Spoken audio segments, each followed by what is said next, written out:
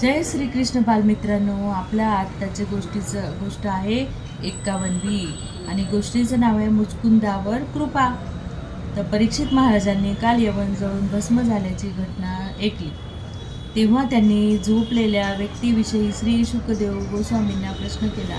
ते कोण होते व तेथे का झोपले होते?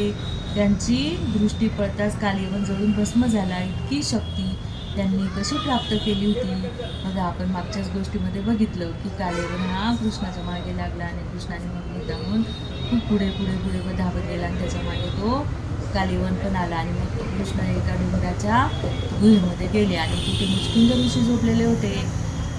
आणि हा तिथे कृष्ण गेला आणि लपून राहिला आणि याला असं वाटलं की आता आपण हा गुहेमध्ये आपण याला ठार करू. म्हणून तिथं झोपलेला मुचकुंद ऋषी होते. याला वाटलं कृष्ण झोपलेला आहे, झोपायचं नाटक करतो, म्हणून त्यांनी त्याच्या अंगावरचं काढलं आणि मुचकुंद ऋषी हे होते. तर यांनी त्यांची झोप मोडल्यामुळे ते एकदम दचकून उठले आणि त्यांनी बघितलं तर पुढे कालेवन होता आणि कालेवनला ते अतिशय रागामध्ये खूप पॉवरफुल होते आणि म्हणून त्यांनी ते बघितलं आणि तो कालेवन तिथेच जळून भस्म झाला. हे आपण मागच्या गोष्टीत बघितलंच की अशा गुहेत शिरला तेव्हा कठोर शब्दाने निर्वसना करीत तो धावत चालला होता.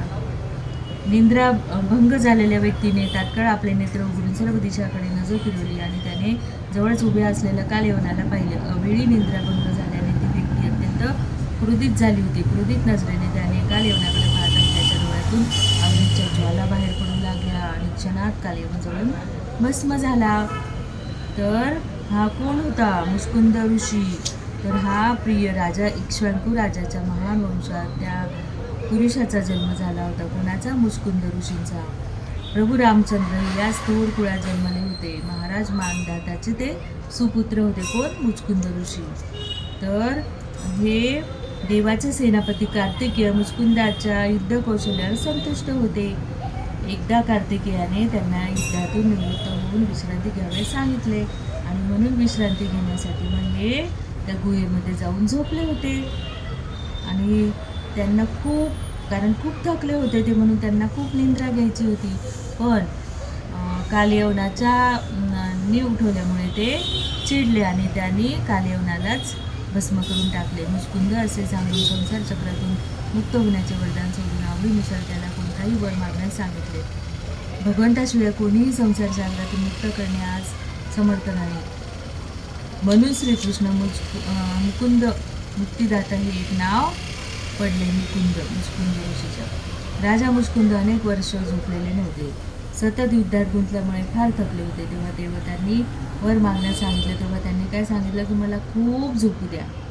आणि कार्तिकेयाच्या वरामुळे मुचकुंदांची कालयवनावर दृष्टी पडताच तो भस्मसात झाला होता. खरे पाहता मुचकुंदांना त्यांच्या तपश्चर्येतून सोडविण्यासाठीच भगवंतांनी गुहेत प्रवेश केला होता. परंतु ते ताबडतोब त्यांच्यासमोर आले नाही. प्रथम कालयवन त्यांच्यासमोर यावा अशी त्यांची इच्छा होती आणि मग नंतर भगवंताने त्याचे स्वरूप पाहताच राजा मुचकुंदांना त्यांच्याविषयी कुतूहल निर्माण झाले. मोठ्या विनयाने त्यांनी भगवंतांना प्रश्न विचारण्यास सुरुवात केली.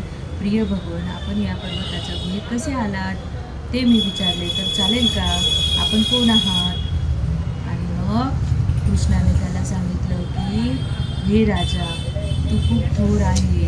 आणि मग या मुचकुंद ऋषीने या कृष्णाची खूप सुंदर स्तुती केलेली आहे आणि मुचकुंदाची स्तुती केलेली आहे. त्याने वर मागण्याची परवानगी दिली. तेव्हा त्याला फार आनंद झाला. त्याला गर्गमुनींच्या भविष्यवाणीचे स्मरण झाले. वैवस्वत मनूच्या 28व्या चतुर्युगात भगवान श्रीकृष्ण या भूलोकात अवतरित होतील अशी भविष्यवाणी गर्गमुनींनी पूर्वीच करून ठेवली होती. त्या भविष्यवाणीचे स्मरण होताच त्यांच्या लक्षात आले की भगवान श्रीकृष्णच श्रीनारायणाच्या रूपात त्यांच्यासमोर प्रकट झाले आहेत आणि भक्तांच्या चरणकमळावर लोळण घेतली व स्तुती सुरू करू लागले. मग त्यांनी खूप सुंदर स्तुती केलेली आहे की प्रभू, भौतिक प्रकृतीच्या सर्वसामान्य नियमाला मीही अपवाद नाही. आपला व्यर्थ घालवणाऱ्यापैकीच मी एक आहे. माझी स्थिती तर विशेष कठीण आहे. राजघराण्यातून असल्याने सामान्य माणसापेक्षा मी अधिक गर्विष्ठ होतो. सामान्य मनुष्य तर केवळ स्वतःला देहाचा आणि आपल्या परिवाराचा स्वामी असल्याचा अभिमान करतो. परंतु माझ्या अशा भ्रमित विचारांना तर सीमाच नव्हती. मी तर अखिल जगाचा स्वामी होण्याचा विचार करीत होतो. अशी त्यांनी भरपूर स्तुती केली. हे भगवान, मी माझे बहुमूल्य जीवन व्यर्थ घालवले. जीवनविषयीची मिथ्या धारणा दृढ झाल्यामुळे हाडामासाची खूळ असलेले हे भौतिक शरीर मी आता सोडतो आहे. आणि मग त्यांनी कृष्णाची अशी खूप प्रकारे, छान प्रकारे खूप स्तुती केलेली आहे. मृत्यूनंतर आम्ही पूर्णपणे काळाच्या स्वाधीन होतो असे नाही, तर जिवंतपणेही वेगळ्या रूपाने त्यांच्याच नियंत्रणाखाली असतो. तर अशी राजा मुचकुंदाने हे कथन ऐकून भगवान श्रीकृष्ण म्हणाले, प्रिय राजा, तुझ्या कथनाने मी फार संतुष्ट झालो आहे. तू समस्त पृथ्वीचा एकछत्री सम्राट होतास, तरीही तुझे मन आता सर्व प्रकारच्या भौतिक बंधनातून मुक्त झाले आहे. हे आश्चर्य. आता तुला प्रेममय सेवा करण्याची योग्यता प्राप्त झाली आहे. तुला कोणतेही वरदान मागण्याचे स्वातंत्र्य दिले असतानाही तू त्याचा फायदा घेऊन कोणतीही भौतिक कामना करीत नाहीस, हे पाहून मला हर्ष होत आहे. आणि मग त्यानंतर मुचकुंदाला आश्वासन दिले की वैष्णव हे ब्राह्मणास सर्वोत्तम असतात. पुढील जन्मात तू श्रेष्ठ वैष्णव म्हणून जन्म ग्रहण करशील व त्या जन्मात केवळ माझ्या दिव्य प्रेममय भक्तीत रममाण होणे हेच तुझे एकमात्र प्रयोजन असेल. वैष्णव हा प्रथम श्रेणीचा ब्राह्मण असतो. ज्याने यथार्थ ब्राह्मणाची पात्रता प्राप्त केली नाही तो वैष्णव स्तरावर येणे शक्य नाही. जेव्हा कोणी वैष्णव स्तरावर येतो तो पूर्णपणे जीवाच्या कल्याण कार्यात स्वतःला वाहून देतो. श्रीकृष्ण भावनेने ज्ञान सर्वांना देणे यातच अखिल जीवन मात्राचे परमकल्याण निहित आहे. श्री भगवंताचा ज्याच्यावर खरा अनुग्रह झाला आहे ते पूर्ण रूपाने श्रीकृष्ण भक्त होऊ शकतात व वैष्णव तत्वज्ञानाचा प्रचार करतात. अशा या मुचकुंद ऋषीला श्रीकृष्ण भगवंतांनी आशीर्वाद दिला. जय श्रीकृष्णा.